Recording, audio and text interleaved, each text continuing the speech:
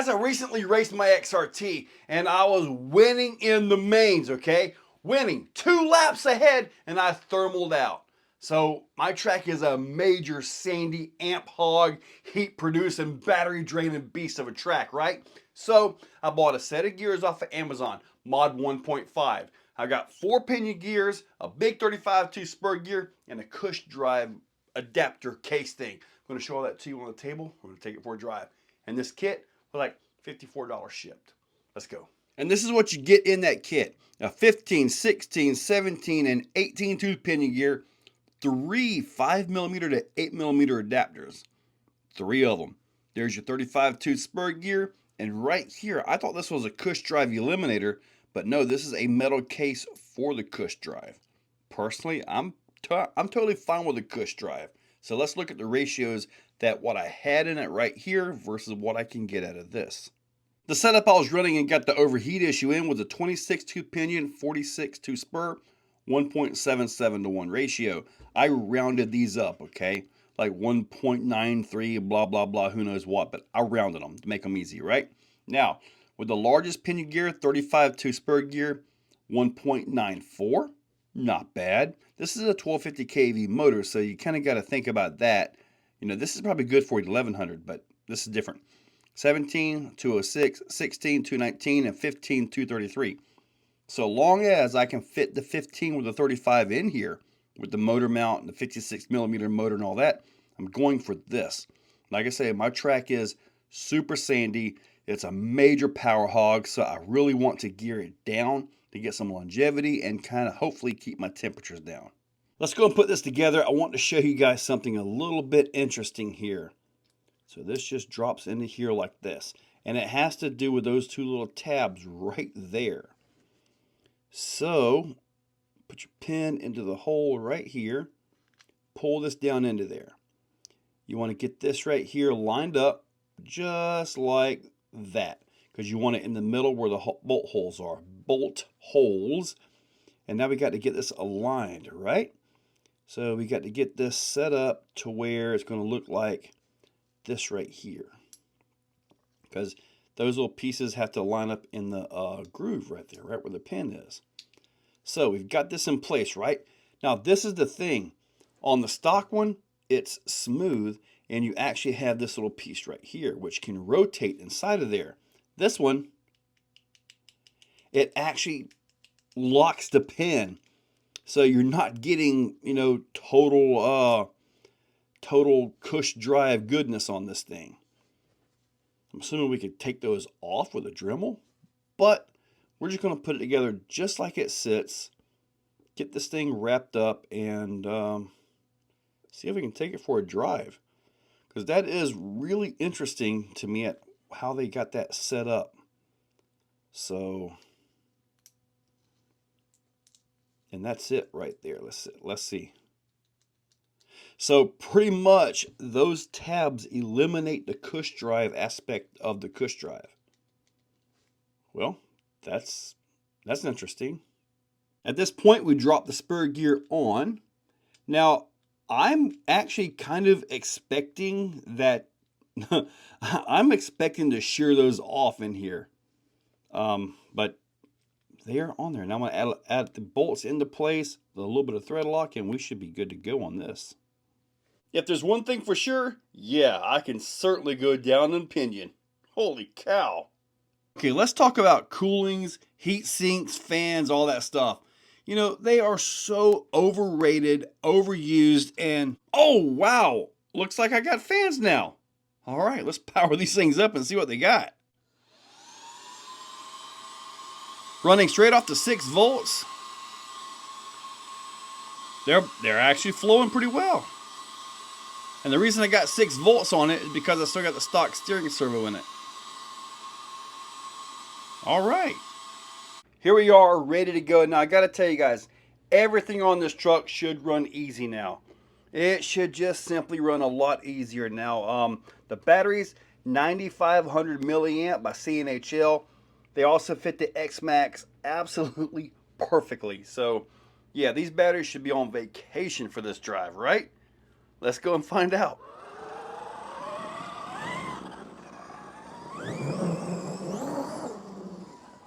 It is certainly topping out quick, which obviously we kind of added a lot of gearing to this thing, or a lot slower gearing. But like I say, it should drive really easy now. And that's more than enough. More than enough for my little track.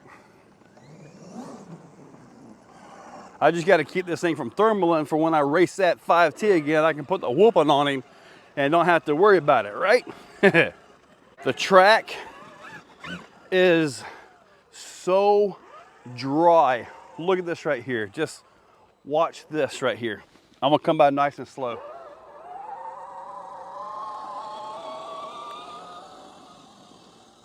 It is so dry.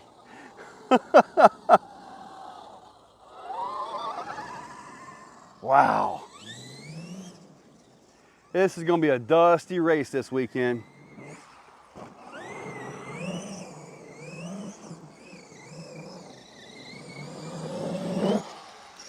Well, I forgot. I haven't fixed that area over there.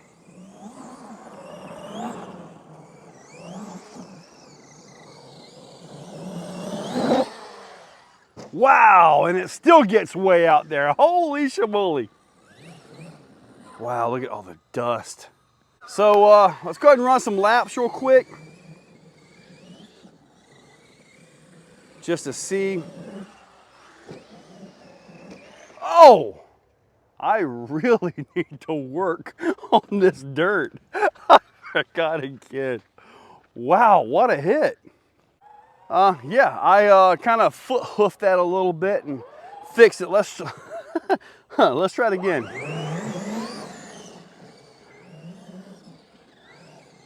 Let's see here. Ah, see that? I went high and I completely missed it. This gear is so much better for out here. I mean, a lot better. Oh! Oh my goodness, we can't see.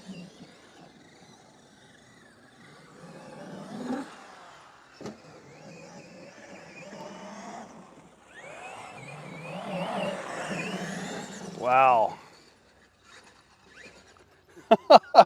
I guess wow. We need some rain out here. I'm just gonna sit right here, grab a couple laps, and just check temperatures real quick. Obviously, racing is a little bit more throttle, but I want to see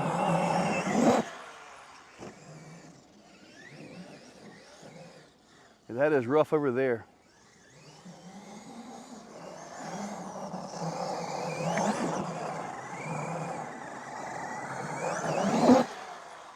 Yeah, that's more than enough. Holy shamoly guacamole.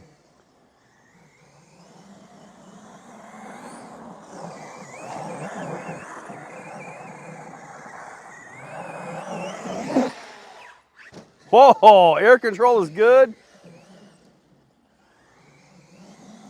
We're gonna do another lap or two and rip the body off of this thing. And once I get the body ripped off of it, we're gonna check some temperatures.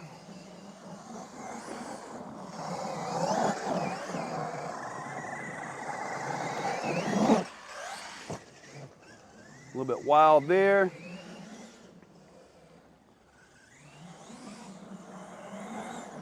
One more lap and I'm gonna check temps.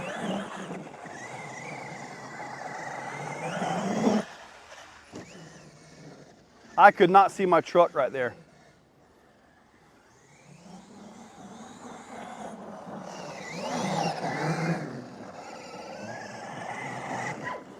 All right, let's check them real quick. Get everything off.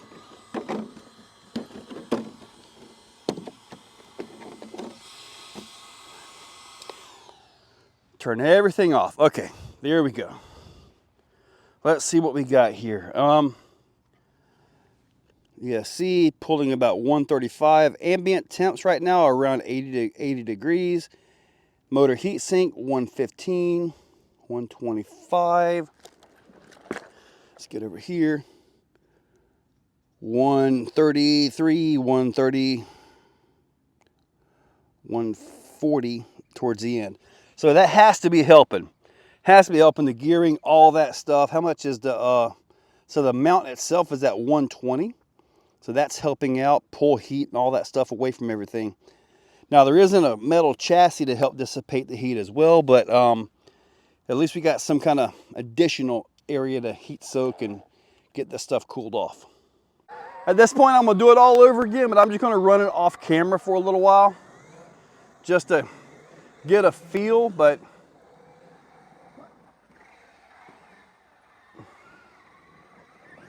all right, just to get a feel for it.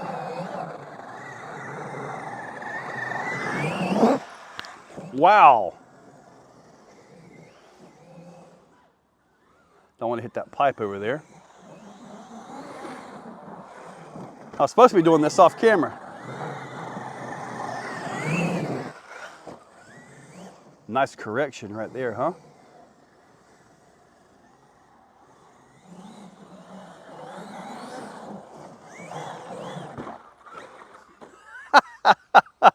Oh, I got a feeling I'm gonna lose an E and an X soon.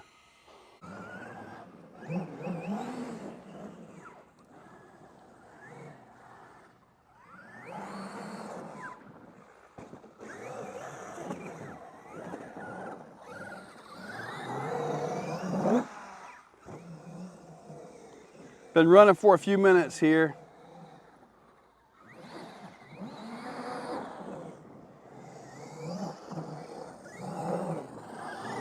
Kind of on the track, a little bit on the grass.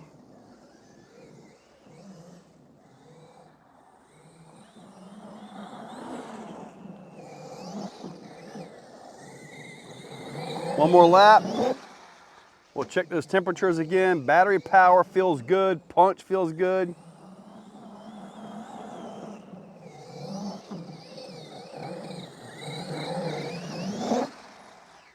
Everything looks good. Except for that sweep over there I gotta fix.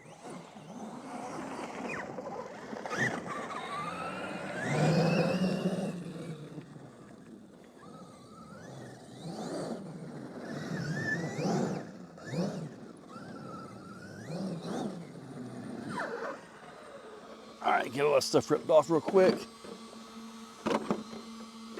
Get them fans off. That way I can get a good temperature change, which I doubt they're gonna change it that much. Still looking at 140, almost 153. So still getting a little bit warm now. But, you know, 120. Battery plugs are about 90 degrees, so we got about 120 back here. That's where the solder joints are. Hopefully they're good. But other than that, I think we're good to go, man. I'm happy with all that. Batteries are turning about 110. That's actually not hot for a battery. So, okay. I think I'm ready to hopefully get a nice race in and not actually thermal this thing out. Okay, so there it was. The gearing was really a lot lower. I mean, obviously 177 to like 220 or something like that. Big deal on that. Motor ran easier. Still got a little bit warm, but it didn't thermal out at all. So the overall torque is increased because of the gearing, okay? But the top end lost a little bit. And in some situations when you were trying to throttle out, I was like at full throttle, as where before you could zip that thing and pretty much rip a backflip. There was so much of a difference in gearing. However, on my track, I think this is the better gearing. Plus, I can kind of bump that up a tooth if I need to, get a little bit more leveling ability and in flight. Now, the whole system, the gears, all that stuff worked out pretty good. But the gears, one of the things you got to remember when it comes to these types of gears, sometimes they won't be hardened like what they need to be, and you'll get premature wear, usually on the pinion gear. But overall, I think the system, I think the gears are going to be okay. Now, the little pin thing that kind of locks up the cush drive seems like it was okay, but I kind of want to take those off and just let the cush drive do its thing. I might do that. 50 bucks, right? I mean, the stock plastic one doesn't have that to lock it up, but this one does. Anyway, regardless of all that, I will put a link down below for these gears, the XRT and all that stuff. So use those links, hit that subscribe, ring that bell, and I want you all to go and have a nice, beautiful, a fresh, cold Coca-Cola today. Yeah, maybe 2. Guys, have a great day. Guys, you made it to the end. This is awesome. Thank you so much. You guys making it to the end of the video means so much to me. I mean, for real. Consider joining, becoming a member for just $2 a month. That's the cheapest way to go. In the description are affiliate links, eBay, Amazon. You guys know all the stuff on that. But yeah, guys, it means a lot that you're here and you're listening to this right now. And I want you to have a great day.